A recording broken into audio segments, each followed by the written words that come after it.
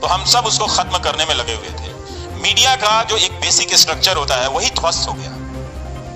तो अब ये मीडिया नहीं है जिसे हम मीडिया समझते हैं, ये दुकान और सामान है राजनीतिक दल का। अभी तो एक ही दल का है ज्यादातर और एक ही नेता के प्रति समर्पित है। मैंने इतना समर्पण हमने किसी सरकार और किसी नेता के प्रति मीडिया को हमने कभी नहीं देखा था। तो उसका पूरा ढांचा ध्वस्त हो गया, उसकी पूरी बुनियाद बदल दी गई, उसको हटा दी गई। उसका कारण ये था कि पहले बहाना लिया गया कि हमको इससे रेटिंग मिल रही है, मतलब हमको इससे रेवेन्यू मिल रहा है। तो भाई उस रेवेन्यू का तुम क्या किया कि और गिरते चले गए। ये विज्ञापन देने वाली कंपनियों का भी दिमाग खराब हो गया है। अपना प्रोडक्ट का विज्ञापन वो कितना सुंदर बनाते हैं, भले प्रोडक्ट अच्छा हो या नहीं हो, कितना बढ़िया बनाते हैं। और जिस प्लेटफॉर्म पे वो अपना ऐड देते हैं वो कितना घटिया। देखिए दिन भर उस समाज में आग लगा रहा होता, वहां पर अपना वो साबुन तेल बेचने चले आते। तो भाई आप आंख से नजर से कुछ तो दिमाग लगाइए। नागरिक को कबीर बनाना हमारा काम था और संत रविदास बनाना हमारा काम था। हम नागरिक को भक्त बना रहे हैं। कोई एंकर की बदमाशी नहीं है, एक एंकर की बदमाशी नहीं है। ये अचानक नहीं हो रहा है कि किसी हिंदी न्यूज चैनल का एंकर खड़ा होकर कह रहा है भारत माता की जय के नारे लगवाएं। तो लगाइए, आप रोज शुरू कीजिए। किसने कहा, किसको रोका था? लेकिन हमारा काम जो है कि हमारा काम था इंफॉर्मेशन देना, सरकार से सवाल करना। नागरिक को कबीर बनाना हमारा काम था और संत रविदास बनाना हमारा काम था। हम नागरिक को भक्त बना रहे हैं। हिंदुस्तान के नागरिक कबीर होकर ही लोकतंत्र बचा सकते हैं और रविदास होकर ही लोकतंत्र को बचा सकते हैं। मतलब यही कहने का है कि आप में वो साहस होनी चाहिए, वो हिम्मत होनी चाहिए कि आप दैनिक स्तर पर रोजाना अपने धार्मिक कर्मकांडों को क्वेश्चन कर सकें और सरकार की हरकतों पर क्वेश्चन कर सकें। लेकिन रोज हमें बताया जा रहा है कि हमें यह नहीं करना है क्योंकि देश चाहता है। भाई तुम अपने घर में अखबार 4 नहीं ठीक से पढ़ पाते हो, तुम सारे देश के बारे में कैसे जान गए कि देश क्या चाहता है? तो ये जो एंकर है, ये एंकर अब पत्रकार नहीं है, ये पॉलिटिकल पार्टी में इसका विलय हो गया है। एक एंकर की बात होती तो हम समझते कि ठीक है भटका हुआ है या उसका अपना कोई एक नजरिया है वो रख रहा है। 50 से लेकर 60 और कई 100 चैनल ऐसे बैठ के चल रहे हैं। ये क्या हुआ है कि मीडिया में कभी भी इस तरह से हम सब अपने अपने मजहबों को मानने वाले लोग हैं और कोई हिंदू है, कोई मुसलमान है, कोई यहाँ सिख है, कोई जैन है, कोई बौद्ध है, सब अपने अपने धर्मों के मानने वाले लोग हैं।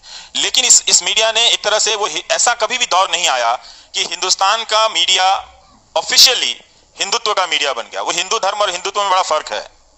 वो उसकी राजनीतिक शाखा बनाकर हिंदू धर्म का इस्तेमाल करने वाले कुछ लोगों का समूह है जो हिंदुत्व का इस्तेमाल करते हैं। हिंदू धर्म अलग है जो हम और आप दैनिक आचार व्यवहार करते हैं। तो एक पूरा एक गिरोह बन गया और उसने लेजिटिमाइज किया है कि धमकियों को, गाली को, सवाल पूछने की परंपरा को हम खत्म करके दिखा सकते हैं। वो उसने कर दिया है। हालत यह है कि 10 लोगों से मिलता हूं तो 10 के 10 ये सवाल होते हैं कि आप बोल कैसे लेते हैं, हमें बड़ा डर लगता है। तो जो मीडिया ये संभव करके दिखा दिया कि आपको आधिकारिक रूप से आपातकाल लगाने की जरूरत नहीं है, हम ये काम कर देते हैं आपके बदले। आप रैलियां करें 1 जनवरी से लेकर 100 तक, जो भी चुनाव आचार संहिता तक आप 100 रैलियां कर लें। हम अलग अलग विचारधाराओं की बात करते हैं। दुनिया के सभी देशों में अलग अलग विचारधाराओं की राजनीति हो रही है। उदाहरण के तौर पर अगर हम यूएसए को लेते हैं तो वहाँ की जो मीडिया है उसमें बहुत क्लियर, ट्रांसपेरेंट मामला है। जो रिपब्लिकन्स के साथ में है उन्होंने भी अपना साफ कर रखा है जो नजरिया है कि हम रिपब्लिकन्स को सपोर्ट करते हैं या हम इस विचारधारा से सहमत हैं। डेमोक्रेट्स अपनी विचारधारा से सहमत है और मीडिया का एक तबका है जो इस चीज के साथ ट्रांसपेरेंसी बरतता है।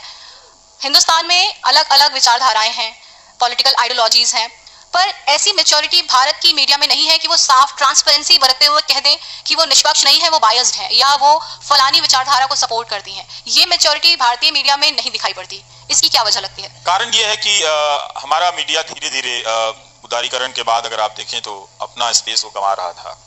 वो उस कमजोरी के ढलान पर पहले से था। जब शमशानों में रिपोर्टर पहुंच गए थे, स्वर्ग की सीढ़ी ढूंढ लाए थे। अब ढूंढी लाए थे तो मंगलयान पे इतना खर्चा क्यों कर रहे हैं? सीढ़ी लगा के चढ़ जाइए ऊपर, है कि नहीं? जाके वहां पे जो भी रखा हुआ है, दही वही रखा हुआ उतार लाइए। तो ये चल रहा था, टेलीविजन चैनलों पर चल रहा था। तो हम सब उसको खत्म करने में लगे हुए थे। मीडिया का जो एक बेसिक स्ट्रक्चर होता है वही ध्वस्त हो गया। तो अब ये मीडिया नहीं है जिसे हम मीडिया समझते हैं, ये दुकान और सामान है राजनीतिक दल का।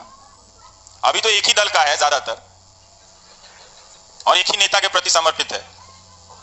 मैंने इतना समर्पण हमने किसी सरकार और किसी नेता के प्रति मीडिया को हमने कभी नहीं देखा था। तो उसका पूरा ढांचा ध्वस्त हो गया, उसकी पूरी बुनियाद बदल दी गई, उसको हटा दी गई।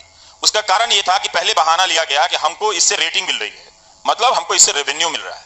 तो भाई उस रेवेन्यू का तुम क्या किया कि और गिरते चले गए? ना तो आपने रिपोर्टिंग पर खर्च किया, ना आपने न्यूज गैदरिंग के संसाधनों पर वो पैसा खर्च किया, लेकिन आप ये बताते रहे उनके सीईओ कि हमें रेटिंग चाहिए तब हमें ऐड मिलता है। ये विज्ञापन देने वाली कंपनियों का भी दिमाग खराब हो गया है। अपना प्रोडक्ट का विज्ञापन वो कितना सुंदर बनाते हैं, भले प्रोडक्ट अच्छा हो या नहीं हो, कितना बढ़िया बनाते हैं, और जिस प्लेटफॉर्म पे वो अपना ऐड देते हैं वो कितना घटिया है। देखिए जरा, दिन भर उस समाज में आग लगा रहा होता है, वहां पर अपना वो साबुन तेल बेचने चले आते हैं।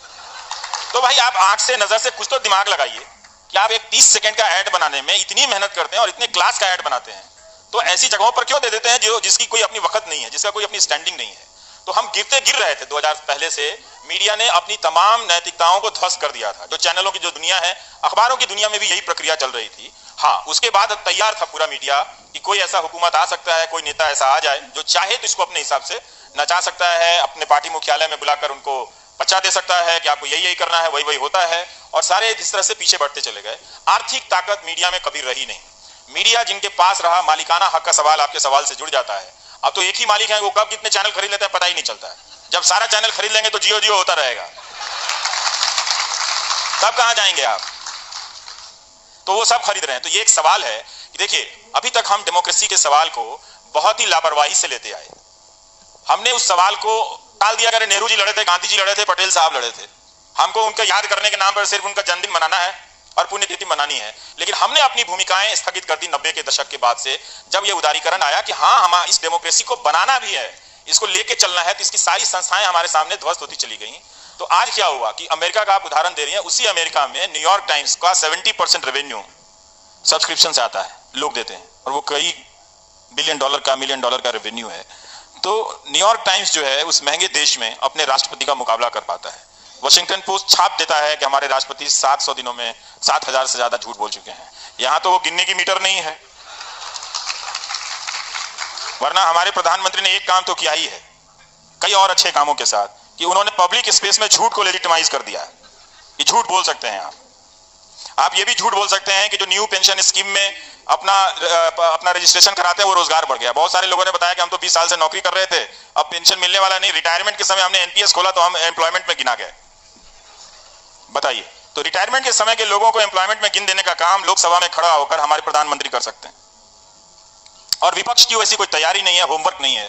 तो इस लोकतंत्र में चाहे आप नागरिक हैं, चाहे आप अपोजिशन हैं, चाहे आप न्यूज एंकर हैं या कोई भी हैं, बिना सीरियस होमवर्क किए हुए आप डेमोक्रेसी में पार्टिसिपेट ही नहीं कर सकते हैं। अगर आप गंभीरता से अपना होमवर्क नहीं करेंगे, चाहे वो मीडिया हो, चाहे सिटीजन हो, चाहे वो सोशल ग्रुप हो, ये हम सब की आंखों के सामने भरभराता हुआ गिर रहा है। हमें नहीं मालूम कि जो दूसरी व्यवस्था आ चुकी है, जब वो आधिकारिक रूप से अपना ऐलान करेगी, तब आपकी, हमारी या उनकी, जिनको नहीं मालूम है, जो इन्फॉर्मेशन लेस होकर घूम रहे हैं, झंडा लेकर, हर बात में झंडा लेकर निकल गए हैं। सहारनपुर में भी लोग निकल गए बंदूक लेके कि हम सीमा पे जा रहे हैं अपनी दुनाली लेके, और वीडियो भेज दिया उन्होंने। तो हमको सब समझना चाहिए कि इसका क्या काम है। तो इसका आप कुछ भी नहीं हो सकता है। ये हिंदुस्तान के सबसे ताकतवर नेता की जूती बनकर रह गया है। आप इसे क्यों सर पे उठा रहे हैं? आप नागरिक हैं, मत उठाइए। मैं ये बात किसी अतिरेक में नहीं कह रहा आपसे। आप खुद भी चैनलों को देखिए कि कैसे वो एंकर चिल्ला रहा था कि तेंदुलकर बोल क्यों नहीं रहा है। अरे भाई, तुमसे बोला नहीं जाता, सरकार से सवाल नहीं पूछा जाता, तुम तेंदुलकर से पूछ रहे हो। तुम पूछ लो ना सरकार से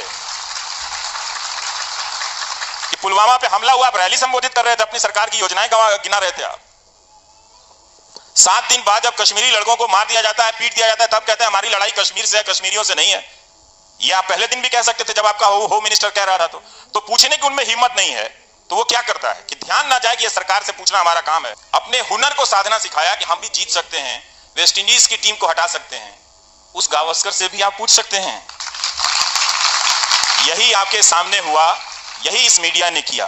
तभी मैं कहता हूं, मेरा बस चलता तो मैं देश के हर आदमी से कह रहा था कि तुम इस 2.5 महीने के लिए टेलीविजन चैनल मत देखो, इसने तुम्हारे मुल्क की बर्बादी का ठेका लिया हुआ है। इसमें ना तुम्हारी आवाज है, ना तुम्हारी बात है। एक और बात मैं कहना चाहता हूं, भटक जाऊंगा, कि इस मीडिया ने क्या किया है कि पब्लिक को ही डिलेजिटिमाइज कर दिया है। डेमोक्रेसी में पब्लिक एक लेजिटिमेट यूनिट होती है। अब आप देखेंगे इन चैनलों पे पब्लिक का कोई इशू नहीं है, कोई इशू पब्लिक का नहीं है। किसी भी तरह से किसान आते हैं तो किसान का इशू नहीं है। ये आजकल अर्धसैनिक बलों की तरफदारी करने में लगे हुए हैं, उनकी शहादत का फायदा उठा रहे हैं न्यूज चैनल वाले। लेकिन जब वो आए थे हजारों की संख्या में, अपने पेंशन की मांग को लेकर कोई नहीं गया था, कोई नहीं गया था। और आज भी मैं कहता हूं कि तुम 1 घंटे का प्रोग्राम इनके पेंशन के लिए करके दिखा दो, वो नहीं कर पाएगा।